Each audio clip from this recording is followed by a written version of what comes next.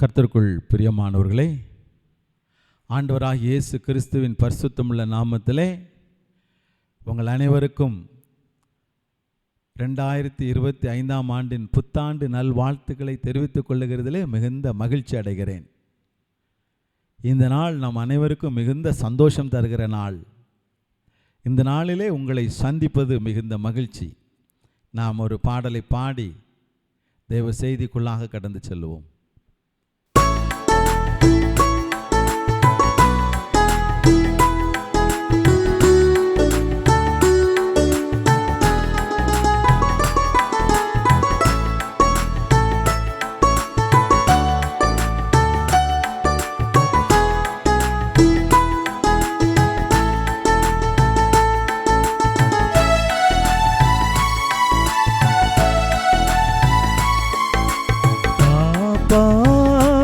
உன்னை காப்பா காத்தவர் காப்பா இன்னும் இனியும் காத்திடுவா.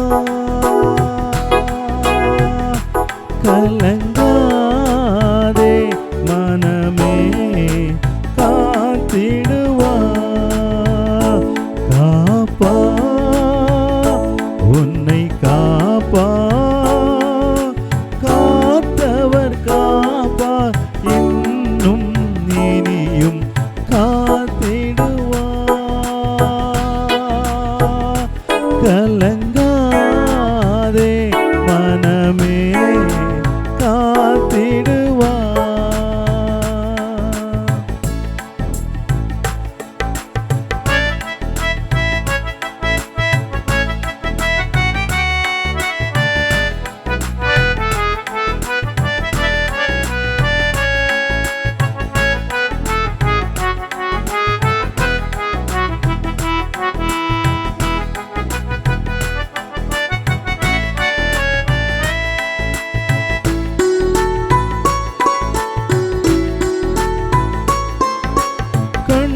உன்னை அழைத்தவர் கரமதை பா, அவர் கைவிடாதிருப்பா.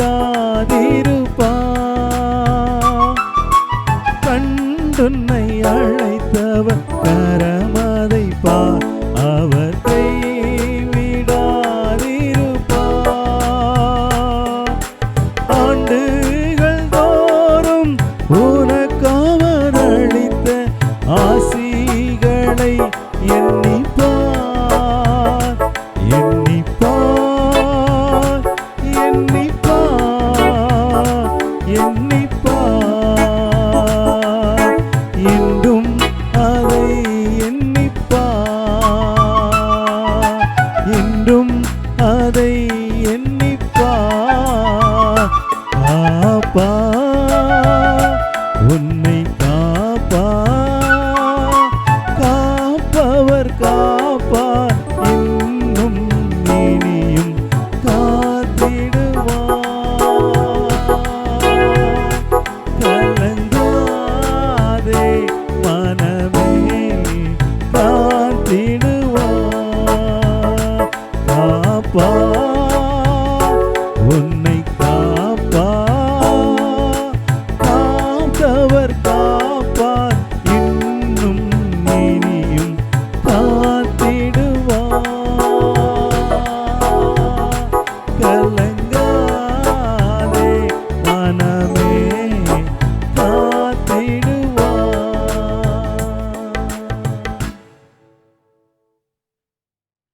கர்த்தருக்குள் பிரியமானவர்களே, இந்த 2025ஆம் ஆண்டின் முதல் நாளிலே ஆண்டவர் என்னோடு பேச வேண்டும் என்று காத்திருக்கிற நம் அனைவருக்கும் ஆண்டவர் கொடுக்கிற வாக்குத்தத்தமான ஒரு வசனத்தை நான் உங்களுக்காக வாசிக்கிறேன். பரிசுத்த யோவான் எழுதின சுவிசேஷம் 6ஆம் அதிகாரம் 37ஆம் வசனத்தை நான் உங்களுக்காக வாசிக்கிறேன். பிதாவானவர் எனக்கு கொடுக்கிற யாவும் என்னிடத்தில் வரும், என்னிடத்தில் வருகிறவனை நான் புறம்பே தள்ளுவதில்லை. கர்த்தருக்குள் பிரியமான தேவ பிள்ளைகளே, ஆண்டவருடைய சமூகத்திலே ஆண்டவரே, இந்த 2025ஆம் ஆண்டிலே நீர் என்ன வார்த்தை எங்களுக்கு தர விரும்புகிறீர் என்று கேட்ட பொழுது ஆண்டவர் கிருபையாக கொடுத்த இந்த வார்த்தை, என்னிடத்தில் வருகிறவனை நான் புறம்பே தள்ளுவதில்லை. புறம்பே தள்ளுவதில்லை என்ற வார்த்தையின் அர்த்தம் என்னவென்றால், நான் புறக்கணிக்க மாட்டேன் என்று அர்த்தம். கர்த்தருக்குள் பிரியமான தேவ பிள்ளைகளே, இன்றைக்கு பல சூழ்நிலைகளிலே பலராலே நாம் புறக்கணிக்கப்பட்டவர்களாய் காணப்படுகிறோம் அல்லவா? ஒருவேளை சிலர் கணவனாலே புறக்கணிக்கப்பட்டிருக்கலாம், சிலர் மனைவியாலே புறக்கணிக்கப்பட்டிருக்கலாம், சிலர் நண்பர்களாலே புறக்கணிக்கப்பட்டிருக்கலாம், சிலர் சகோதரர்களாலே புறக்கணிக்கப்பட்டிருக்கலாம், சிலர் சமுதாயத்தினாலே புறக்கணிக்கப்பட்டிருக்கலாம். இப்படி புறக்கணிக்கப்பட்ட நிலைமையில் இருக்கிறவர்களை பார்த்து இயேசு சொல்லுகிற காரியம் என்ன? நான் புறம்பே தள்ளுவதில்லை என்று, நான் உன்னை புறக்கணிக்க மாட்டேன் என்று கர்த்தர் சொல்லுகிறார். கர்த்தருக்குள் பிரியமான சகோதரனே, சகோதரியே, என் அன்பு வாலிப தம்பி தங்கச்சி, இன்றைக்கு யார் உங்களை புறக்கணித்ததன் நிமித்தமாக சோர்ந்து போய் காணப்படுகிறீர்கள்? இந்த வருடம் ஆண்டவர் நம்மை ஏற்றுக்கொள்ளுகிற வருடம். ஒருவேளை உலகமும் உலக மனிதர்களும் வேண்டுமானால் நம்மை புறக்கணித்திருக்கலாம், ஆனால் நம்முடைய கர்த்தராகிய இயேசு நம்மை ஏற்றுக்கொண்டிருக்கிற தேவன் என்பதை நாம் மறந்து போகக்கூடாது. பிரியமானவர்களே, இந்த வேதத்திலிருந்து புறக்கணிக்கப்பட்ட ஒரு மனிதனுடைய வாழ்க்கையை நான் உங்களுக்கு எடுத்து காட்ட விரும்புகிறேன். மார்க் எழுதின சுவிசேஷம் 1ஆம் அதிகாரம் 40 முதல் 45 வசனங்களை நாம் பார்ப்போம் என்றால், அங்கே குஷ்டரோகியாகிய ஒரு மனிதனை குறித்து எழுதப்பட்டிருக்கிறது. குஷ்டரோகியாகிய ஒரு மனிதன் ஆண்டவர் ஆகிய இயேசு கிறிஸ்துவனிடத்திலே கடந்து வந்து ஆண்டவரிடத்திலே தன்னை தாழ்த்தி அர்ப்பணித்து அவன் ஒரு வேண்டுதலை, விண்ணப்பத்தை ஏறெடுக்கிறான். பாருங்கள், நான் அதை உங்களுக்காக வாசிக்கிறேன். மார்க்கு சுவிசேஷம் 1ஆம் அதிகாரம் 40ஆம் வசனத்திலே, அவன் அப்பொழுது குஷ்டரோகி ஒருவன் அவரிடத்தில் வந்து அவர் முன்பாக முழங்கால் படியிட்டு, உமக்கு சித்தமானால் என்னை சுத்தமாக்க உம்மால் ஆகும் என்று வேண்டிக் கொண்டான். பாருங்கள், இந்த காலகட்டம் எப்படிப்பட்ட காலகட்டங்கள் தெரியுமா? குஷ்டரோகிகள் யாருமே அங்கே யாருக்கு முன்பாக வர இயலாத ஒரு சூழ்நிலை. எந்த ஒரு குஷ்டரோகியாகிய மனிதனும் யாருக்கு முன்பாக, மனிதனுக்கு முன்பாக வர இயலாது. அப்படி ஒருவேளை அவர்கள் வர இயலாதபடிக்கு அவர்கள் பாளையத்துக்கு புறம்பாக்கப்பட்டு இருக்கிறார்கள். அவர்கள் ஊருக்குள்ளாக வசிக்க முடியாது, ஊருக்கு வெளியே அவர்களுக்கு என்று தனி இடத்தை ஒதுக்கி விட்டார்கள். சமுதாயத்தினாலே புறக்கணிக்கப்பட்ட ஒரு நிலைமை. அப்படிப்பட்ட நிலைமையில் இருந்த ஒரு மனிதன் ஆண்டவராக இயேசு கிறிஸ்து தன்னை தள்ளமாட்டார் என்று அவன் விரும்பி, அவன் நம்பிக்கையோடு இயேசுவின் இடத்திலே கடந்து வருகிறான். கடந்து வந்து என்ன சொன்னான்? என்னை சுத்தமாக்க உம்மால் ஆகும் என்று வேண்டிக் கொண்டானாம். கர்த்தருக்குள் பிரியமான தேவ பிள்ளைகளே, இன்றைக்கு என்ன சூழ்நிலையிலே நீங்கள் வாழ்ந்து கொண்டு இருக்கிறீர்கள்? நீங்கள் ஒருவேளை புறக்கணிக்கப்பட்ட சூழ்நிலையில் இருக்கிறீர்களோ, சோர்ந்து போகாதிருங்கள். இயேசு உங்களை ஏற்றுக்கொள்கிறார். என்னிடத்தில் வருகிறவனை நான் புறம்பே தள்ள மாட்டேன் என்று வாக்கு கொடுக்கிற தேவனாக இருக்கிறார். பிரியமான தேவ பிள்ளைகளே, ஆண்டவரே இயேசு கிறிஸ்து அந்த குஷ்டரோகியை பார்த்து என்ன செய்தார் தெரியுமா? அவனை அழைத்து அவனுடைய மேலே தன் கரங்களை வைத்து, எனக்கு சித்தம் உண்டு, நீ சுத்தமாக என்று சொன்னார். அருகிலேயே போக முடியாது.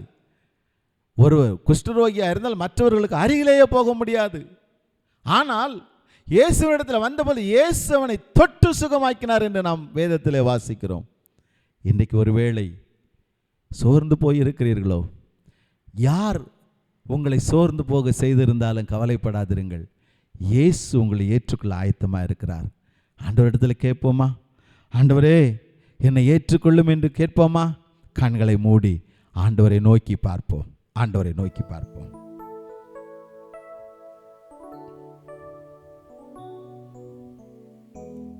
ஆமென்.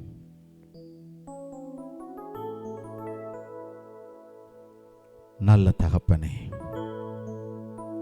உமக்கு சித்தமானால் என்னை சுத்தமாக்க உம்மால் ஆகும் என்று அன்றைக்கு உம்முடைய பாதத்திலே கடந்து வந்த அன்பு மனிதனை நீர் மனதுருகி, அவனை கண்டு மனதுருகி அவனை தொட்டு எனக்கு சித்தம் உண்டு, நீ சுத்தமாக என்று சொன்னீர்.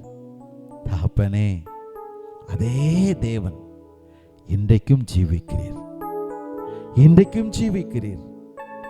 ஆண்டவரே, நாங்கள் தகப்பனே தகுதி இல்லாதவர்கள் அப்பா. எங்களை மற்றவர்கள் புறக்கணித்ததினாலே, இந்த சமுதாயம் எங்களை புறக்கணித்ததினாலே, இந்த உலகம் எங்களை புறக்கணித்ததினாலே நாங்கள் சோர்ந்து போயிருக்கிறோம். இன்றைக்கும் சோர்வில் இருக்கிற ஒவ்வொருவரையும் நீர் ஆறுதல் படுத்த முடியாது ஜெபிக்கிறேன். ஆண்டவரே, என் சோர்வுகளை நீக்கி போடும். விசுவாசத்தோடு ஆண்டவரே உம்மை பற்றிக்கொள்ள எனக்கு உதவி செய்யும். கேளுங்கள். என்னோடு ஜெபத்தில் இணைந்திருக்க ஒவ்வொருவரும் ஆண்டவரை நோக்கி பாருங்க. ஆண்டவரே, நீர் எனக்கு உதவி செய்யும், நான் உம்மோடு நெருங்கி சேர உதவி செய்யும் என்று சொல்லுங்க. கர்த்தர் உங்களை ஆசீர்வதிக்க வல்லமை உடையவராக இருக்கிறார். நல்ல தகப்பனே, எங்கள் ஜெபத்தை கேட்டு எங்களுக்கு தகப்பனே நீங்க கிருபை தருகிறதுக்காக ஸ்தோத்திரம். எங்களை நீர் சேர்த்து கொள்ளுகிறதுக்காக ஸ்தோத்திரம். தொடர்ந்து இந்த ஆண்டு முழுவதும் உடைய பிரசன்னம் எங்களோடு கூட இருக்கட்டும். கிருபை எங்களோடு கூட இருக்கட்டும். ஆசீர்வாதம் எங்களோடு கூட இருக்கட்டும். இயேசுவின் நாமத்தில் ஜெபிக்கிறேன் ஜீவனுள்ள நல்ல தகப்பனே. ஆமேன், ஆமேன். பிரியமானவர்களே, ஒரு விஷயம் கூட உங்களுக்கு புத்தாண்டு நல்வாழ்த்துக்களை தெரிவித்துக் கொள்ள மிகுந்த மகிழ்ச்சி அடைகிறேன். இந்த காணொளி உங்களுக்கு ஆசீர்வாதமாக இருக்கும் என்று நான் கர்த்தருக்குள் நம்புகிறேன். விசேஷமாக இந்த நிகழ்ச்சி 4 ஆண்டுகளுக்குள்ளாக கடந்து செல்லுகிறதுக்காக ஆண்டவருக்கு நான் நன்றி செலுத்துகிறேன். தொடர்ந்து இந்த ஊழியங்களுக்காக ஜெபியுங்கள்.